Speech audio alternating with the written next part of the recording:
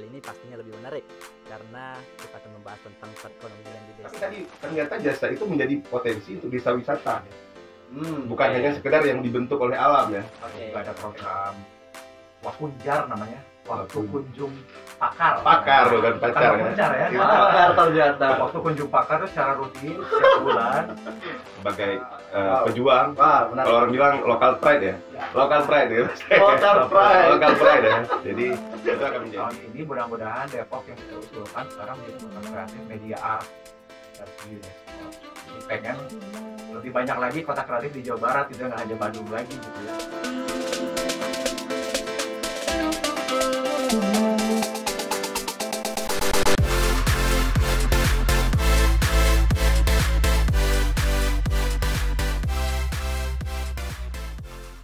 Halo sahabat desa seluruh Indonesia. Ya, kali ini Dikides mengadakan sebuah podcast. Kita akan membahas langsung terkait dengan hal yang paling menarik. Semua menarik sih ya tentang desa. Kali ini pastinya lebih menarik karena kita akan membahas tentang perekonomian di desa. Lebih tepatnya, hari ini kita akan membahas terkait dengan majukan ekonomi kreatif, wujudkan pembangunan desa yang berkelanjutan. Nah, yang paling menarik lagi, teman-teman sahabat desa sekalian, hari ini kita ditemani langsung sama dua pembicara hebat yang sama-sama semuanya bergerak sih pada pembangunan desa, berfokus pada gimana sih caranya supaya desa ini bisa lebih maju lagi ke depannya, khususnya dalam hal perekonomian. Pertama ada Kang Yana, Kang Muhammad Yana dari Disparbud Provinsi Jawa Barat. Beliau di bagian industri pariwisata. Kang, salam kenal. Gimana kabarnya Kang Yana? Alhamdulillah luar biasa. Alhamdulillah, siap. Kemudian satu lagi yang jauh banget beliau datang ke sini dari Aceh, Pak Sekdes, Pak Rizky Aulia. Beliau dari desa Gampong Pak ya sebutannya, Gampong Gue Gajah dari Aceh. Pak, gimana kabarnya? Alhamdulillah baik. Alhamdulillah, siap. Ya, jadi pembahasan pada hari ini teman-teman ini sangat simple sekali dan bakalan sangat santai. Apalagi dengan beliau-beliau yang masih muda nampaknya Pak ya. Masih muda semuanya gitu. Jadi saya sebenarnya pengen lebih tahu, kita bakalan lebih mengulik aja terkait dengan gimana sih Pak ekonomi kreatif itu bisa memajukan sektor ekonomi kreatif Pak ya. Bisa menjadi sektor yang penting untuk pembangunan desa gitu. Kita lebih pengen bakalan membahas itu, kemudian mungkin bakalan mengangkat juga ada ternyata desa-desa yang inspiratif dari segi perekonomian kreatif ini gitu. Kemudian mungkin kita akan juga membahas terkait strategi nih Pak, strategi apa yang bisa kita terapkan bareng-bareng, apalagi juga mungkin podcast ini bisa berlaku juga untuk desa-desa di seluruh Indonesia Pak ya gitu. Iya. Yang pertama barangkali saya ingin bertanya dulu sebenarnya. Kita perlu memahamkan dulu sih yang mana sih yang disebut dengan ekonomi kreatif Pak ya. Mungkin ke Kang Yana barangkali bisa dijelasin Kang, yang dimaksud ekonomi kreatif itu yang gimana sih Kang, dan sektor kapan perekonomian itu disebut sebagai ekonomi kreatif gitu Kang. Baik, secara definisi mungkin kalau mengacu ke Undang-Undang Nomor 24 Tahun 2019 ini, ekonomi kreatif itu adalah perwujudan nilai tambah ya, dari kekayaan intelektual yang bersumber dari kreativitas manusia yang berbasis warisan budaya, ilmu pengetahuan dan atau teknologi. Nah, kapan sih satu produk atau jasa gitu ya bisa dikatakan ekonomi kreatif? Yaitu tadi jika memiliki nilai tambah yang ada ide dan kreativitas yang di dalamnya. Ekonomi kreatif ini ada 17 subsektor. Ya, 17 subsektor. Banyak banget ya. Oke. Luar biasa nih, beragam 17 subsektor. Contohnya arsitektur, desain interior, desain grafis, kemudian film, musik, seni pertunjukan, kuliner, kria, penerbitan, periklanan, seni rupa, dan lain sebagainya, fotografi gitu ya. Ini tentunya kalau misalnya subsektor desain atau media art gitu ya, itu tentu saja sudah langsung bisa dikatakan ekonomi kreatif karena karyanya itu berasal dari ide dan kreativitas si desainer atau senimannya kan. kalau misalnya kuliner itu perlu ada sentuhan yang lebih gitu ya, misal gitu ya, karena untuk membedakan misalnya dengan pelaku UMKM biasa gitu. Oke, nah ini yang menariknya di Nah, sini. contohnya yang lebih singkat, contohnya keripik gitu ya, misalnya kita bikin keripik yang digoreng biasa, itu apakah sudah layak disebut ekonomi kreatif gitu ya? Nah ini mungkin belum gitu ya. Mungkin belum ya. Mungkin belum gitu. Nah, tapi jikalau sudah ada sentuhan, misalnya sudah ditambah berbagai varian rasa, kemudian si kemasan ini sudah ada desain, ada sentuhan desainer produknya, logonya sudah dibuat lebih menarik gitu. Nah ini kita bisa masukkan ke dalam kategori ekonomi kreatif seperti itu. Oke. Jadi ternyata emang semua bentuk perekonomian belum tentu masuk ekonomi kreatif kan ya. Harus ada sentuhan yang lain gitu. Harus ada nilai tambah yang bisa ditawarkan dari situ. Siap. Nah, ternyata memang setiap daerah ini di Indonesia, khususnya di desa-desa kan ya, pasti punya potensi masing-masing sebenarnya. Punya potensi masing-masing yang semuanya berkembang, yang perlu dikembangin gitu. Kalau boleh tahu dari Pak Rizky, dari pembicaraan ekonomi kreatif ini, kebayang apa gitu Pak, potensi apa gitu yang bisa dilihat mungkin di sekitar Pak Rizky aja gitu. Kita lihat tadi mungkin ternyata udah nyebutin masalah ekonomi kreatif ya, artinya ada sedikit sentuhan yang lebih manis ya. Betul. Kalau lebih manis, bukan hanya sekedar menghasilkan satu produk aja. Benar. Karena kalau satu produk hanya jualan kan gitu, tapi ini lebih ada kesentuh sehingga ini menjadi poin lebih. Itu juga yang akan kita sedikit belajar seperti ini untuk akan kedepannya mungkin kita kembangin di desa. Karena prinsipnya kita kan juga punya uang dana desa yang dikelola sendiri, artinya perwujudan semua ekonomi kreatif ini termasuk dana desa itu kan dengan tujuan untuk kebahagiaan masyarakat desa. Bagaimana kita dari segi pemberdayaan, hari ini kita sudah alokasikan sekitar 20% itu untuk pemberdayaan. Walaupun memang ada kegiatan-kegiatan yang langsung dikelola oleh negara itu terkait ketahanan pangan akibat COVID kemarin kan. Tapi kita tahun ini sudah menerapkan, sudah mengalokasikan itu dana sekitar 20%. Yang pertama kita ada beberapa program sih. Sudah melaksanakan mungkin rumah untuk ekonomi kreatif di kaum difabel, disabilitas. Ekonomi kreatif untuk kaum difabel. Iya. Wah, kebetulan mereka itu asik nih. Kerjanya itu biasa di WO ya, wedding organizer. Ya udah, yang untuk suami istrinya itu kita bina untuk masalah rias pengantin gitu. Jadi itu kita dukung di situ. Apa sih yang bisa kita kasih itu? Ternyata mereka ya maunya itu. Oh ya udah kita fasilitasi seperti itu.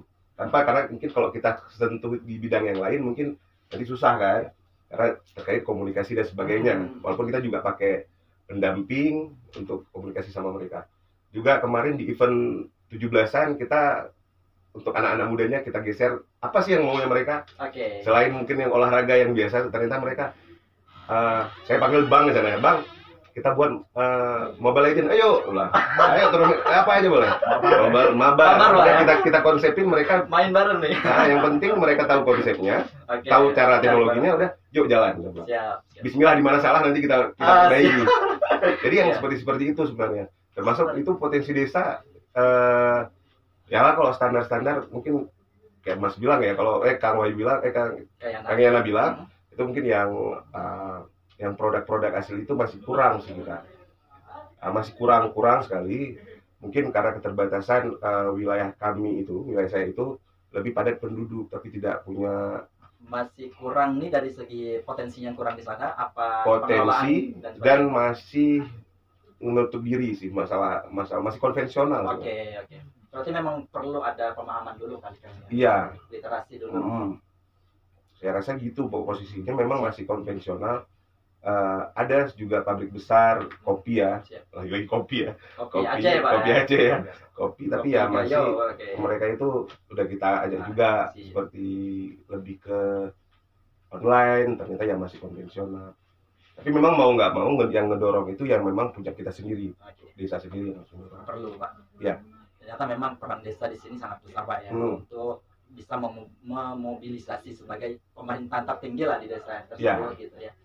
Dan ini mungkin berlaku semua gitu untuk semua desa-desa di seluruh Indonesia. Ya. Ternyata peran kita sangat besar untuk memajukan perekonomian desa ini. Maksud dari segi penganggaran tadi ada Pak ya? Ada. Dan sebagainya. Memang harus ada alokasi ternyata. Iya.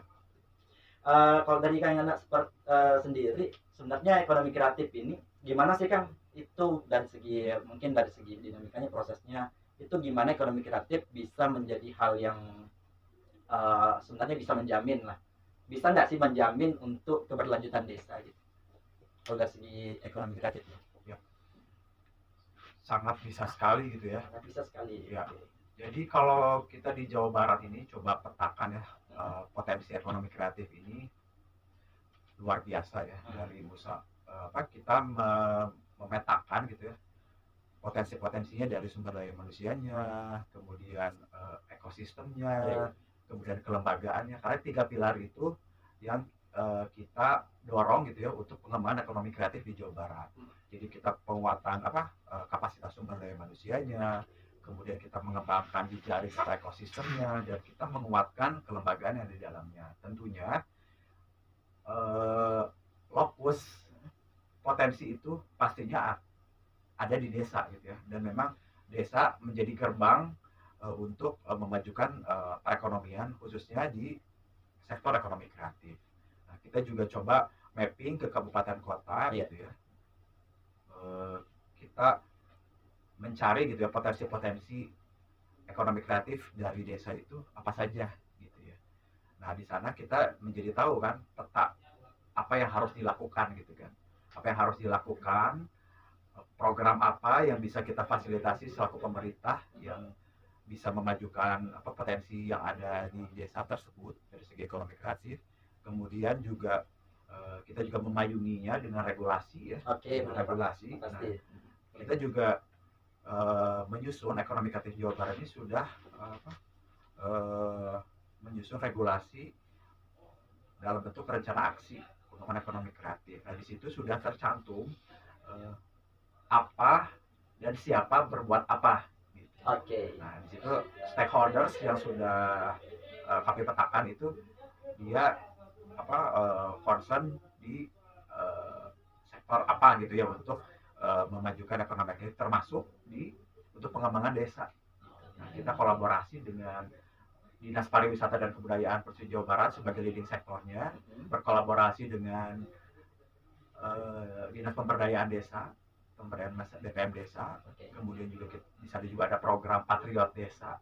Patriot Desa yang memang menjadi pengawal tadi seperti dikatakan Bang Rizky ya, untuk teman-teman Patriot Desa mendampingi gitu ya potensi terkait ekonomi kreatif. Nah, itu tentunya sangat potensial sekali dari segi ekonomi kreatif untuk pengembangan di desa. Siap. Ternyata emang dari provinsi Jawa Barat sendiri ini Kang ya udah kompleks banget lah hal-hal yang udah dilakuin itu. Tadi sempat sejauh ini memang saya ngelihat komunikasi dengan beberapa sektor teman-teman yang bergerak di desa. Ternyata memang banyak kan, ada Patriot Desa, ada Senyum Desa Indonesia kalau nggak salah juga di sini gitu. Kalau nggak salah dengar di sini juga ada program ini Kang, ada program kreatif ya, kreatif Jawa Barat gitu. Boleh tahu sedikit tentang kreatif itu gimana? Ya. Program kreatif Jawa Barat ini digagas pemerintah itu dengan tujuan untuk membantu percepatan ya pengembangan ekonomi kreatif di Jawa Barat. Nah, kami di pemerintah Pemprov Jabar ini membentuk namanya lembaga non struktural untuk tadi percepatan tadi dalam bentuk Komite Ekonomi Kreatif dan Inovasi Jawa Barat. Nah, di level provinsi ini alhamdulillah sudah diturunkan ya ke level kabupaten kota gitu. Nah, sekarang dari 27 provinsi kabupaten kota yang ada di Jawa Barat ini sudah terbentuk 20 lembaga ekonomi kreatif. 20 dari 27 tadi. Dari 27. Keren banget. Nah, ini alhamdulillah dengan keberadaan mereka ini membantu banget ya pemerintah ya dalam percepatan yang mana untuk menjembatani ya istilahnya tuh kalau pelaku usaha gitu ya atau komunitas biar nggak kaku gitu ya untuk berkomunikasi. Kalau biasa dengan pemerintah itu lebih birokrasi lah atau makanya dibentuk administrasi banget gitu ya. Tadi dibentuk. Makanya dibentuk lembaga non struktural gitu ya, dalam Oke. bentuk komunitas yang berasal dari komunitas juga gitu ya, untuk menjembatani antara pemerintah, Kolaborasi antara antar komunitas ya. stakeholders lainnya, akademisi, Oke. kemudian pelaku usaha, media, Oke. apa namanya, apa nama, komunitas gitu ya, itu saling bersinergi gitu, Ya, sehingga lebih dinamis, karena kan ekonomi kreatif ini cepat banget ya, apa namanya, ritmenya gitu ya, lebih dinamis. Betul. Makanya kita Betul harus banget. untuk apa, mempercepat itu, kita juga perlu membentuk lembaga non struktural yang fungsinya untuk memfasilitasi untuk percepatan pengembangan ekonomi kreatif di Jawa Barat. Ternyata salah satu yang beliau lakukan, Kang Yana dan teman-teman, ternyata juga merangkul hal-hal yang memang biasa geraknya satset gitu ya. Karena memang perputaran dari perekonomian sendiri emang sangat cepat sekali kan ya, ternyata seperti itu. Kalau Pak Rizky, kalau dari pandangan di desa sendiri yang berkecimpung langsung langsung di lokasi potensi itu ada gitu. Sebenarnya apa sih Pak biasa yang jadi kendala utama untuk di desa gitu, untuk pengembangan ekonomi sendiri? Ternyata kayak yang Yana bilang ya, ternyata jasa itu luar biasa. Jadi saya pulang ini lagi lebih mikirin banyak sih jasa yang bisa kita kelola sebenarnya. Oke. Sebenarnya kan lebih kayak Benar, seperti yang Kang Yana bilang, kita seperti memangkas birokrasi gitu. Lembaga non struktural. Jadi memang teman-teman, kebetulan saya juga rekrutan teman-teman Kaur dan Kasih itu udah anak Gen Z lah. Jadi saya rasa Keren. ini jauh lebih bisa memangkas gaya-gaya birokrasi lama. Sorry, kita nggak ngomongin apa, posisinya mungkin yang kaku, yang ini. Oke. Jadi teman-teman ini menarik tadi kata Kang Yana bahwa ya kalau itu saya punya apa sumber daya manusia yang gunain jasa selama ini itu jasa-jasa ya, jasa potensi jasanya itu ada. Ya pulang saya harus ini. Ternyata banyak Loh. Seperti contohnya misalnya masalah WU juga ya maksudnya. Masalah apa? Bisa kita kembangin masalah mungkin yang untuk adat dan budaya. Ternyata hari ini kan generasi muda ini belum paham gitu. Kalau sekarang mungkin yang memegang adat itu MC, yang memegang budaya itu fotografer ya. Oke, paham. Semua diatur kan. Agak Ternyata paham. ya posisinya mungkin bisa ke anak muda ya, posisinya yang sudah paham. Apalagi kalau Aceh dengan dekat apa secara dengan Melayu ya. Buka dengan pantun, tutup dengan pantun. Jadi itu mungkin kita kembangin dan hanya kalau misalnya nanti sudah mumpuni, kita bisa kembangin itu untuk kita jual jasanya ke untuk desa-desa yang belum mumpuni. Ya, saya punya banyak PR nih pulang PR untuk ngembangin jasa-jasa itu. Aduh, sorry ini Pak, kayaknya nambahin PR Bapak nih. Enggak, soalnya kalau hanya sekedar melihat, karena dengan jumlah penduduk yang banyak di desa saya, kalau kembangin sektor desa wisata itu mungkin enggak saya. Karena desa wisata yang seperti itu ya. Tapi tadi ternyata jasa itu menjadi potensi untuk desa wisata. Bukan hanya sekedar yang dibentuk oleh alam ya. Oke. Nah, kebetulan saya nggak dibentuk oleh alam. Oh, Tapi siap. harus saya mikir untuk membentuk dari desa dari manusianya sendiri. Paling itu seperti ya. Menarik banget ternyata Pak. Kalau berangkat dari situ berarti menurut Pak Rizky apa sih Pak yang paling dibutuhkan sama apa ya gitu yang dibutuhkan banget sama desa untuk Sesuatu yang berbeda. mempercepat Sesuatu yang pembangunan berbeda. perekonomian ini gitu. Apa kira-kira? Saya rasa mungkin sistem digitalisasi. Sistem digitalisasi. Itu yang paling terpenting. Oke. Karena itu masih suatu yang awam ya. Agak awam sedikit, tapi ke depannya saya lihat udah mulai, tapi emang ke depannya mungkin lebih mudah. Digitalisasi mungkin juga dengan pengembangan seperti pelatihan dan sebagai wujud dari pemerintah bukan hanya sekedar melatih, tapi membentuk di tahun ini mungkin saya nggak latih, tapi ke depannya mungkin saya buat event kecil untuk ekonomi gitu. Jadi mereka itu seperti ada kayak kalau di sana sebutin bazar, di sini apa ya? Bazar seperti itu ya, bazar tingkat kecil-kecil lah. Ya kita cari di pinggiran jalan utama, karena biasanya prinsipnya kalau di Aceh itu kalau jalannya macet itu sukses aja rasanya. Ya, ini Indikatornya itu ya. Kalau jalannya sukses, jalannya macet, itu sukses saja. Ya. Minimal orangnya sempat lihat kiri kanan ya, berhenti. Mungkin itu yang akan kita kembangin untuk artinya bukan hanya sekedar melatih, tapi kita rangsang dengan wadahnya juga. Dirangsang dulu ya. Dipantik dulu Pak ya. Dipantik dulu. Karena kita juga ada beberapa sekolah dan perkantoran di sana, ya coba kita kolaborasi lah. Ya itu terkait Pak. kegiatan-kegiatan kita. Benar banget, karena siapa sih yang percaya kalau desa ternyata punya potensi yang kecil kayaknya nggak ada yang percaya Pak ya. Desa tuh pasti besar lah potensinya sebenarnya. Cuman emang sampai sekarang kayaknya poin yang bisa saya tangkap emang perlu gitu, perlu orang-orang, perlu sektor-sektor yang coba gimana sih memantik desa ini. Ternyata kita punya hal yang berharga gitu di desa. Ya. Punya hal yang berharga. Mungkin melalui diskusi seperti ini kita bisa gali-gali banyak sesuatu yang bisa ternyata banyak yang bisa kita kembangin gitu di desa. Kalau dari Kang Yana nih sejauh ini entah di desa-desa Jabar ya dan sebagainya, ada nggak Kang desa-desa yang menurut Kang Yana udah jadi inspiratif nih terkait dengan pengembangan ekonomi kreatif gitu selama ini? Di Jawa Barat ini ada lebih dari 5.000 desa. 5.000 desa dan untuk penguatan desa-desa itu juga beberapa program yang digulirkan di Pemprov Jabar ini. Tadi ada desa digital, kemudian desa wisata, kemudian sekarang itu akan mulai berjalan desa kreatif. Desa Ya. kreatif. Nah ini coba yang kita create ya program-program untuk tadi memajukan desa. Nah sebetulnya di desanya sendiri itu sudah banyak yang jalan sendiri gitu ya. Sebetulnya sudah berjalan dengan komunitasnya sendiri. Contohnya ini yang paling menarik ini di Majalengka ya. Di Majalengka ini ada nama satu desa.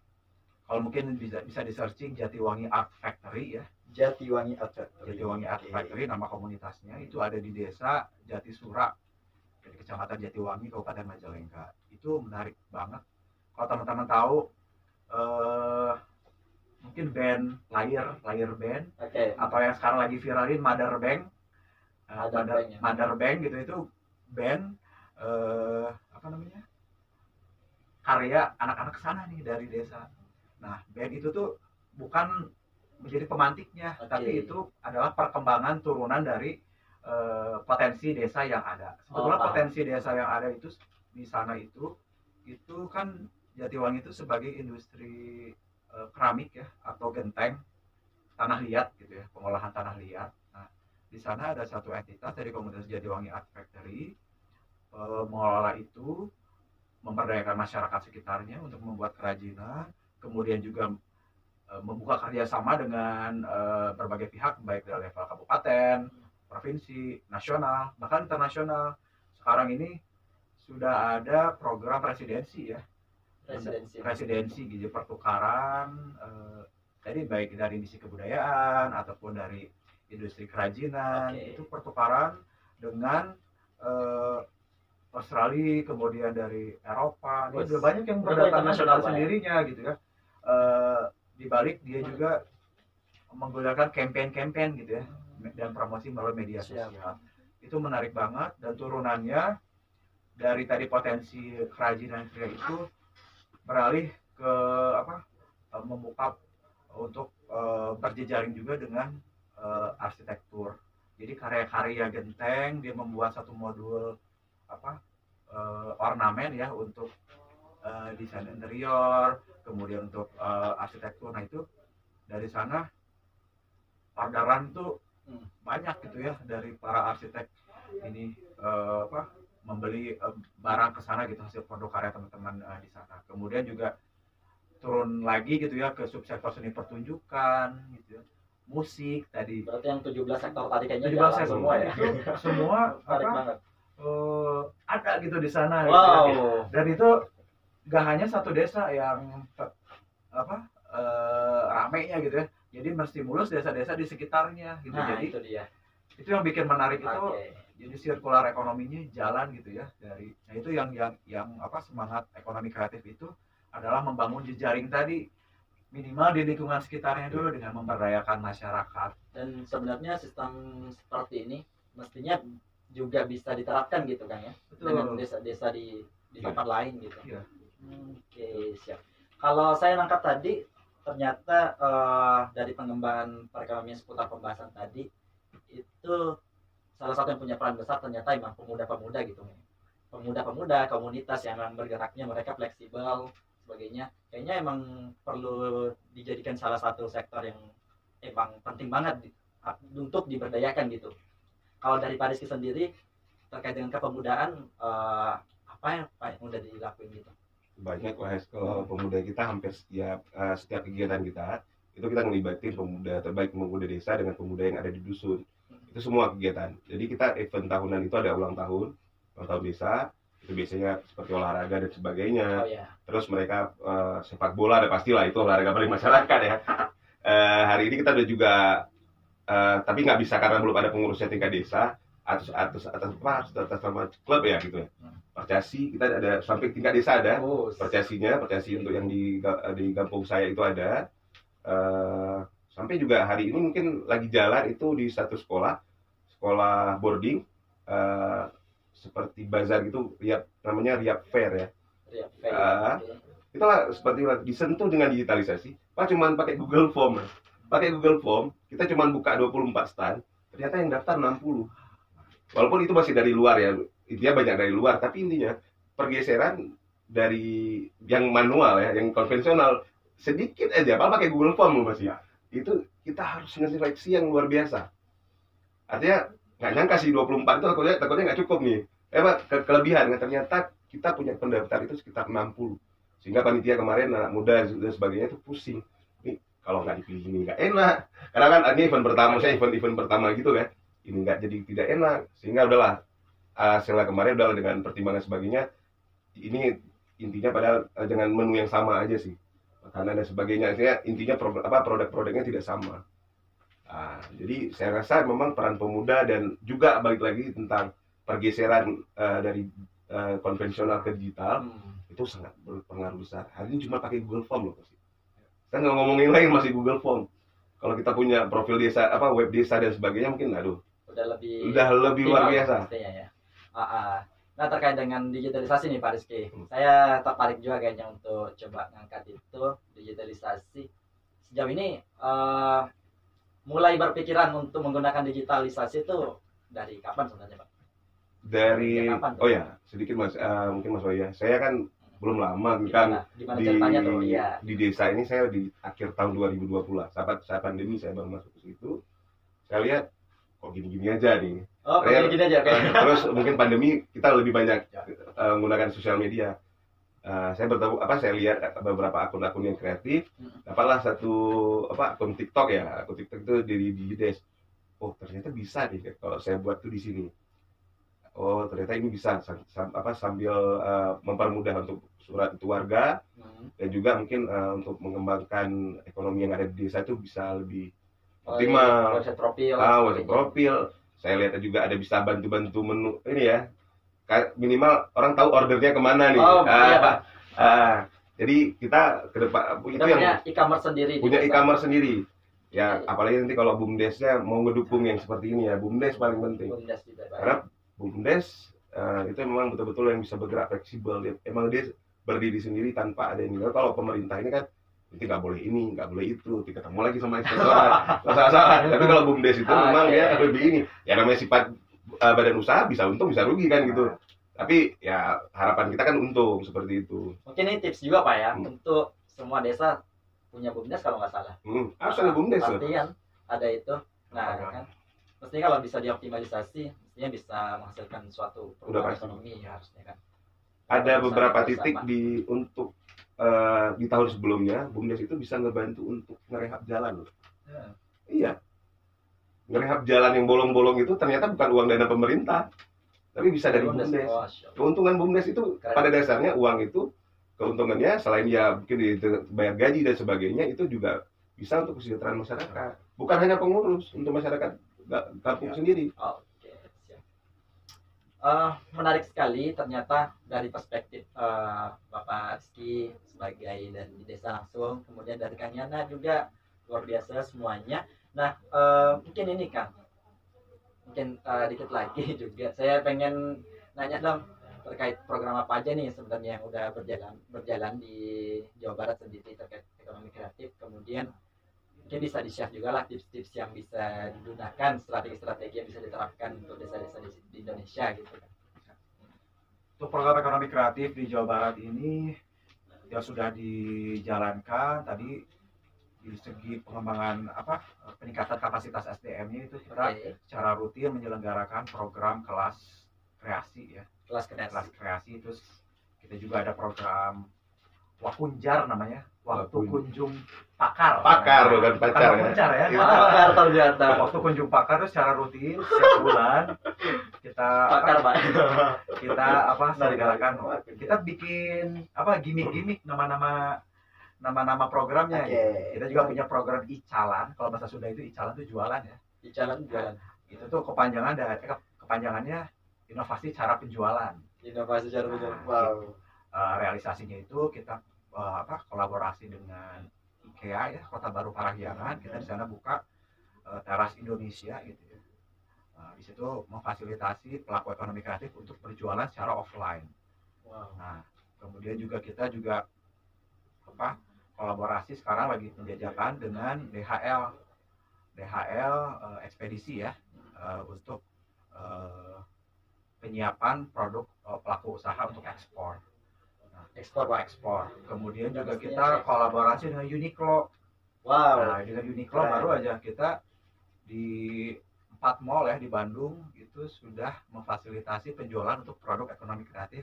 Ya tentunya tadi kita kurasi dulu gimana sih kriteria yang diharapkan oleh si Uniqlo atau IKEA, ini kita kurasi. Kemudian kita ada program udunan.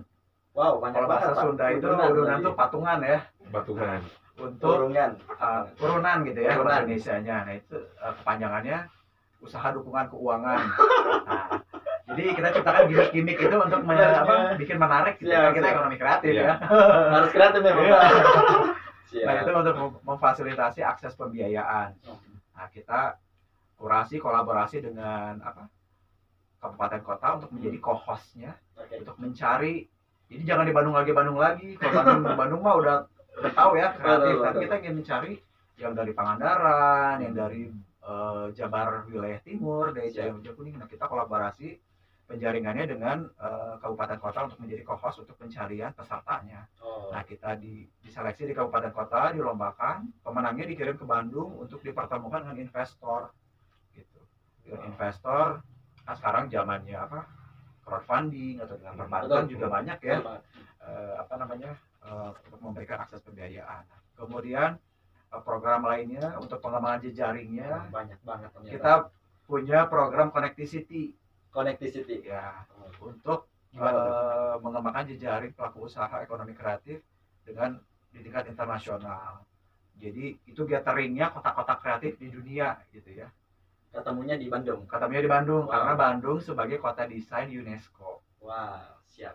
Nah, tahun ini mudah-mudahan Depok yang kita usulkan sekarang menjadi kota kreatif media art versi UNESCO. Jadi pengen lebih banyak lagi kota kreatif di Jawa Barat gitu, nggak hanya Bandung lagi gitu ya. Kemudian satu lagi mungkin program Rakyat Desa ya. Kita punya program Smiling West Java Ambassador. Nah ini menerjunkan para konten kreator ke desa-desa. Nah kita coaching, pembinaan, kita terjunkan ke desa-desa. Sekarang ada 1000 konten kreator yang diterjunkan ke Ini lagi berjalan. lagi berjalan Wow. ke desa wisata yang ada di Jawa Barat. Gitu. Oke. Kalau tahun lalu itu 108 konten kreator yang disebar ke 108 destinasi wisata favorit di Jawa Barat. Kalau tahun ini kita menerjunkan 1000 konten kreator untuk disebar ke desa-desa wisata yang ada di Jawa Barat untuk membantu mempromosikan. Iya. Tadi itu penting banget itu Benar, zaman Pak. sekarang. Tadi Bang Rizky bilang digitalisasi ya, sangat penting banget. Nah upaya kami di pemerintah memfasilitasi itu gitu. Jadi kita coaching, kita latih juga cara membuat konten, membuat narasi yang menarik, membuat video yang menarik. Itu kerjasama dengan expert ya, yang itu supaya nanti si para konten kreator yang memang sudah biasa gitu ya, itu lebih mantap lagi ya membuat video kontennya.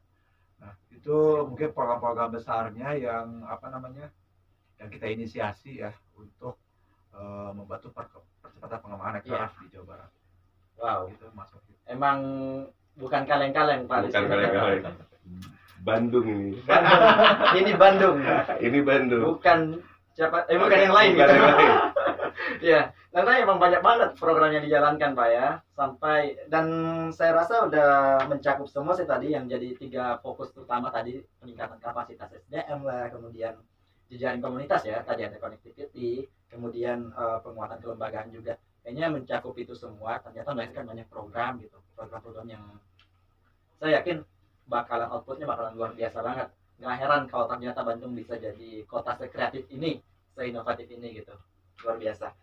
Kalau terkait dengan ini, Kang Yana, dari hal tersebut sebenarnya apa sih yang jadi harapan paling besarnya terkait dengan peningkatan perekonomian, khususnya di desa-desa? Mungkin bisa disampaikan ke desa-desa di seluruh Indonesia dan sebagainya gitu. Silakan Kang. Ya tadi banyak ya diskusi dari masukan dari Rizky, Mas Wahyu juga. Potensi desa ini memang luar biasa ya, dan lokal champion itu pastinya sudah ada, dan kalau digali lebih dalam lagi itu pasti akan luar biasa sekali potensinya gitu. Dan harapannya kita harus tadi mengembangkan jejaring itu menjadi sangat penting. Jadi kita itu di Jabar atau di Aceh gitu sudah mulai menginisiasi program-program ya di tingkat desa gitu. Alangkah lebih baiknya menurut saya itu bisa dikolaborasikan gitu ya. Mungkin nanti ada kolaborasi antar desa gitu ya, desa Jabar gitu ya. Keren banget dengan desa di Aceh gitu Aceh. ya. Misalnya tadi program apa? Kan di Jawa Barat ini kan gudangnya desainer gitu ya. Desainer desa, orang-orang kreatif ini. Ya kenapa enggak sih kita tukeran gitu ya, kirim ke sana gitu ya, untuk membuat sesuatu, mengembangkan misalnya di di Aceh ada produk yang kopi gitu misalnya ingin dikembangkan gitu, kita coba dari Bandung atau dari Jawa Barat kita kirimkan desainer produknya gitu atau desainer grafisnya untuk bantu lebih saling meningkatkan gitu ya. Desainer produk yang di Jabar juga terbantu nanti dengan promosi mungkin ya, lebih berkembang, nanti produknya juga menjadi bertambah nilainya gitu ya, sehingga nanti penjualan lagi lebih meningkat. Mungkin program-program kolaborasi, pengembangan jejaring yang perlu kita kuatkan gitu ya, nggak hanya di jago kandang gitu ya, tapi kita bekerjasama, saling bersatu gitu ya di seluruh Indonesia khususnya, itu akan menjadi potensi atau kekuatan yang luar biasa sekali bagi pengembangan ekonomi kreatif di Indonesia. Siap. Ternyata kolaborasi ya, hal-hal yang berkaitan dengan kolaborasi tetap menjadi suatu hal yang penting banget Kang ya, untuk dijalankan. Kolaborasi dengan siapapun, Bapak Ibu dari desa boleh kolaborasi dengan siapapun, pihak manapun, selama emang bisa memberikan dampak-dampak yang luar biasa untuk kemajuan desa Bapak Ibu di seluruh Indonesia gitu. Kalau dari Pak Rizky, apa yang jadi harapan utama, harapan paling besar gitu dari desa gitu Pak, terkait dengan perekonomian ini? Ya pada dasarnya sebagai pemerintah desa dengan adanya industri kreatif yang harinya jadi pembuka lapangan kerja baru untuk teman-teman yang ada di desa. Artinya hari ini teman-teman desa tidak hanya berpikir menjadi karyawan, tapi sebagai penggagas, sebagai pejuang. Kalau orang bilang local pride ya. Local pride ya. Local pride ya. Jadi itu akan menjadi untuk diri sendiri ya. Pada dasarnya kita pemerintah desa akan membantu, akan mensupport habis kegiatan-kegiatan dalam industri dunia kreatif ini. Paling itu sih Mas Wahyu. Poin besarnya emang harus bercita-cita tuh, jangan yang tanggung-tanggung gitu ya. Jangan bercita-cita pengen jadi karyawan aja gitu misalnya. Dari Pak Rizky luar biasa. Ternyata emang harus cita-cita mulia, cita-cita yang besar. Kita harus jadi pelopor perubahan di desa kita masing-masing, khususnya bahkan ya secara umum di Indonesia gitu. Mestinya kita mempunyai peran yang besar. Tiap dari kita pun, Pak Rizky dari desa, kemudian Kang Yana dari Disparbud Jawa Barat, saya pribadi dari Digides, kami dari Digides, semua punya peran yang penting gitu untuk pembangunan desa ke depan. Kami pikir luar biasa sekali pembahasan pada hari ini. Kita bisa mengangkat di mana sih perekonomian kreatif itu, ekonomi kreatif ternyata bisa menjadi solusi juga untuk meningkatkan perekonomian, kualitas hidup di desa. Dan barangkali ini bisa menjadi inspirasi untuk Bapak Ibu sekalian di seluruh Indonesia, dari desa manapun yang menonton ini. Ternyata kita mempunyai sesuatu yang besar di desa masing-masing. Kita hanya perlu coba mencari teman, mencari orang-orang yang bisa membantu kita melihat berbagai macam potensi yang besar di desa kita masing-masing tersebut gitu. Jadi harapan besar dari Digides juga, semoga desa-desa di Indonesia itu bisa berkembang semuanya, baik dari segi digitalisasinya, perekonomiannya dan sebagainya. Mungkin itu Kang ya, itu Pak yang mau yang sempat yang memang perlu kayaknya kita bahas pada hari ini. Mungkin ada closing statement dari Kang Yana atau Pak Rizky, silakan. Kalau dari saya mungkin kita tinggal di desa itu bukan berarti wah kita jauh dari mana-mana gitu ya. Bahkan mengutip dari slogan gitu ya, bukan slogan apa ya, kutipan dari Gubernur Jabar 2018-2023 Bapak Ridwan Kamil itu, tinggal di desa rezeki kota bisnis mendunia kan. Nah, tinggal di desa rezeki kota bisnis mendunia. Nah, itu luar biasa sekali. Nah, ini artinya teman-teman pegiat atau pejuang desa gitu ya tadi ya, para pegiat kreatif di desa ini teruslah berkarya, berinovasi dan berkolaborasi gitu ya untuk memajukan desanya sendiri, dan harapannya tadi bisa lebih mengembangkan jejaring gitu ya, jangan menutup dan terus mencari ilmu gitu ya, dan berkolaborasi dengan berbagai pihak gitu untuk mengembangkan atau membuat suatu karya baru yang inovatif gitu. Oke, thank you Kang Yana. Pak Rizky, kalau statement mungkin ada yang disampaikan? Ya, statementnya mungkin tetap kerja cerdas. Tetap kerja cerdas. Kerja cerdas, insya Allah hasilnya maksimal. Asik banget. Itu saja sih. Siap. Oke, Bapak Ibu sekalian, mungkin itu dulu podcast kita pada hari ini, pembahasan menarik terkait dengan perekonomian desa. Ya, semoga memberikan manfaat untuk Bapak Ibu sebagai pendengar desa-desa di seluruh Indonesia. Khususnya juga untuk diri kami pribadi pastinya. Ini bakal menjadi pembahasan yang sangat menarik. Diharapkan ada kolaborasi-kolaborasi yang bisa kita jalankan ke depannya dengan Bapak Ibu sekalian juga sebagai penonton. Mungkin sekian dari kami. Saya akhiri. Assalamualaikum warahmatullahi wabarakatuh.